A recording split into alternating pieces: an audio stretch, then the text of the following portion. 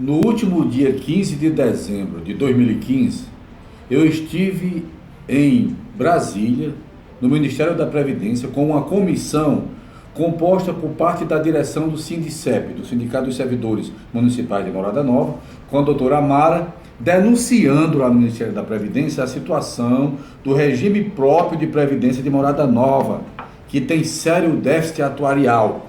Ou seja, a médio e longo prazo está quebrado. O servidor municipal de Morada Nova não tem segurança no futuro quanto à aposentadoria.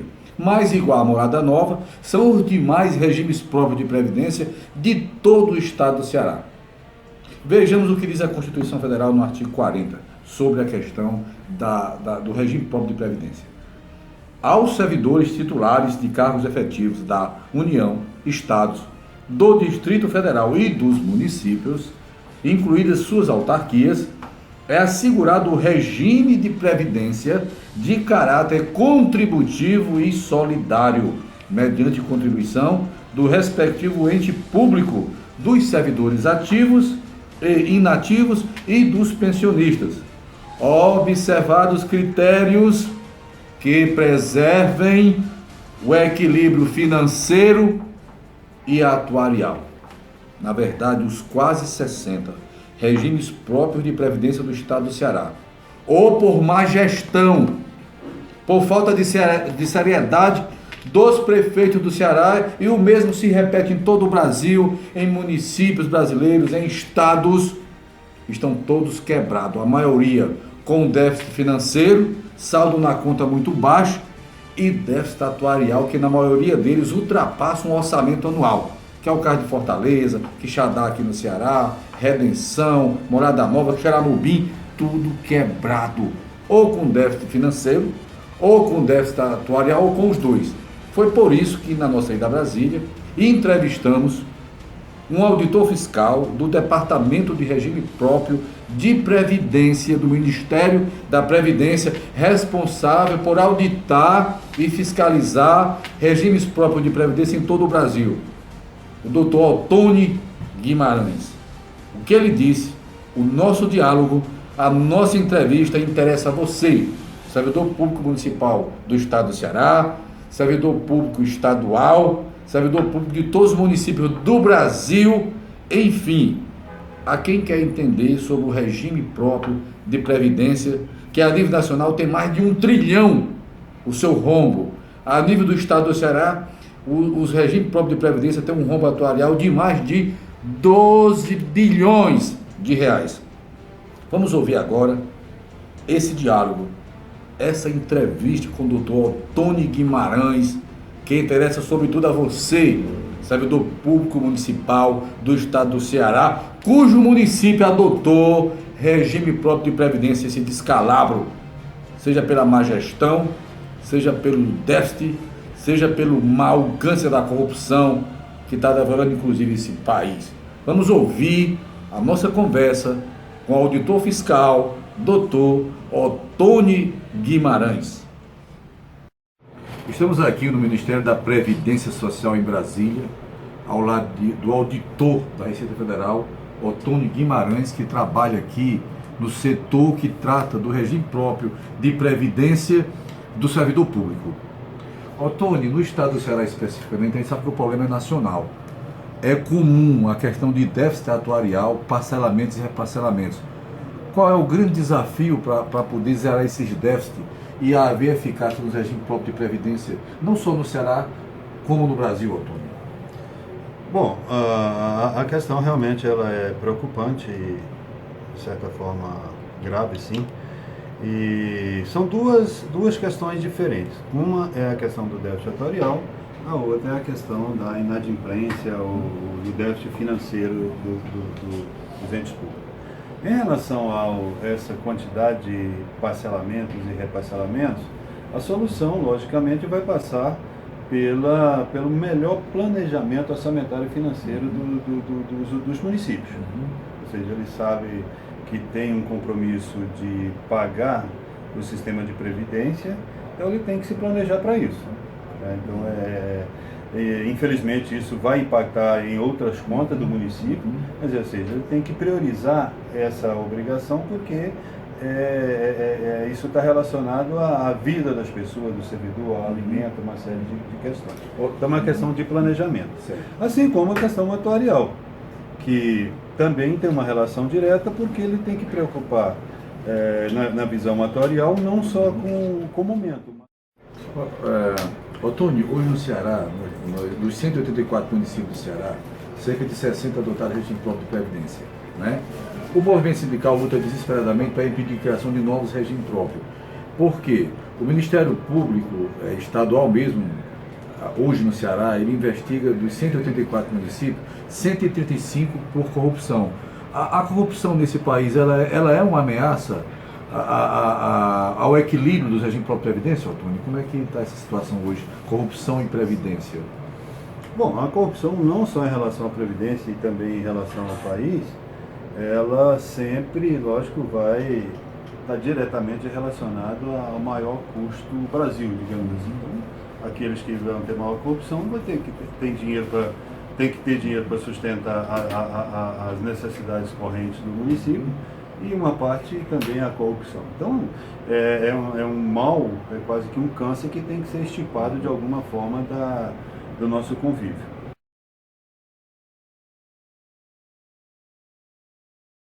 Otônio, com a sua experiência de auditor, sei que você tem uma longa experiência em todo. Agora, tem que ter responsabilidade para fazer a gestão do regime próprio. Que é o que está faltando. Qual seria o papel ideal de um sindicato no acompanhamento do regime próprio e das câmaras municipais, no caso dos regimes próprios municipais? Os dois, tanto a Câmara quanto o sindicato, são de extrema importância e têm extremas responsabilidades. O sindicato é quem tem a prerrogativa de defender e buscar a defesa dos interesses dos seus participantes, no caso, os servidores públicos municipais. Os sindicatos, as associações, enfim, ela está focada na defesa daquele interesse de um grupo específico. As câmaras de vereadores, logicamente, ela tem uma grande responsabilidade porque ela representa a sociedade.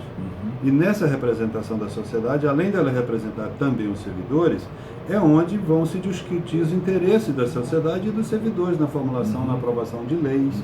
Agora, e isso adquire uma certa importância, uma grande importância, inclusive, no trabalho conjunto de sindicatos e câmaras de vereadores, que é o sindicato na defesa dos seus interesses e a Câmara de Vereadores como os aprovadores ou os definidores do destino da Previdência a partir do momento que ela aprova as leis definidas. E aí é onde cria a condição de gestão.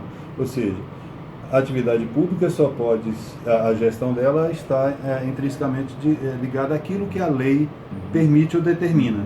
Então, a partir do momento que eu defino as diretrizes de gestão via aprovação de leis, cria a condição da gestão via servidores participando das instâncias de discussão. Outra coisa que nos preocupa muito hoje na realidade social do Ceará é quando a gente pega um projeto de lei instituindo regime próprio, é que nas justificativas, em nenhum momento é colocada a Previdência como um direito humano fundamental, garantidor do direito à vida, que isso é importante para a vida do servidor, se preocupando com o humano da questão. Geralmente se coloca apenas que vai economizar dinheiro, vai aumentar a receita para o município, diz que esse dinheiro pode ser usado para outras questões que não pode, a não ser que seja para a Previdência. Isso nos preocupa muito, é por isso que, de uma certa maneira, o movimento sindical e as assessorias jurídicas, a gente se preocupa em que ninguém é contra este ou aquele regime de Previdência, ninguém diz que este ou aquele é melhor. Mas o problema está nisso, nessa visão humanista que falta e ligada mais aos direitos humanos fundamentais, o medo da má gestão e da corrupção. Então, na sua opinião, como é que a gente poderia integrar-se sindicato, poder público, Ministério Público, para construir uma nova cultura, mas uma cultura mais responsável, humana, onde realmente o direito à vida que a Previdência vem para garantir seja realmente o foco principal, doutor? Olha, tudo na nossa vida, as coisas acontecem a partir do momento que as pessoas assimilam as questões. A questão está muito ligada à própria cultura nossa. Tá? Então, tudo aquilo acontece da forma que a gente admite que ela aconteça. Então, se os sindicatos têm a sua função, a sociedade tem a sua função, a Câmara de Vereadores tem a sua função, o Poder Executivo do município tem a sua função, os tribunais de contas, enfim. E cada um na sua função compreender e canalizar as energias na discussão da solução de um problema, ele deixa de ser problema. Porque qualquer problema que ele tem, se busca a solução, principalmente quando várias instâncias buscam a solução, vai ser resolvido. Não tenho dúvida. O que ocorre normalmente nesse campo e em vários outros é que cada um fica discutindo o problema apenas no seu âmbito. Então, é o que eu já falei desde o início. As melhores soluções vão aparecer a partir do momento em que sindicatos, administradores, gestores públicos, enfim, sentem à mesa e buscam a solução e cada um atue. Tá? Não simplesmente mandar documentar ofício para lá, protocolo aqui, acolá e tal, e sem uma ação efetiva. Então, isso não resolve o problema por si só. É lógico que o gestor público ele está sempre muito preocupado com as finanças. Então, por isso que lá nas justificativas e tal de uma alteração do projeto, o foco é aquilo, porque ele é o administrador das finanças e essas iniciativas são do Poder Executivo.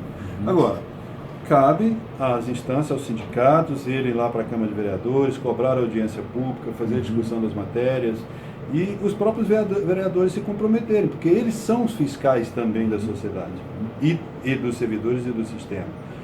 Ver como é que, se tem recurso, como é que eles estão sendo aplicados, quem é que está sendo feita a aplicação, quais são as consultorias que estão sendo contratadas, a que preço, isso é muito importante. A que preço, né? Se tem licitação.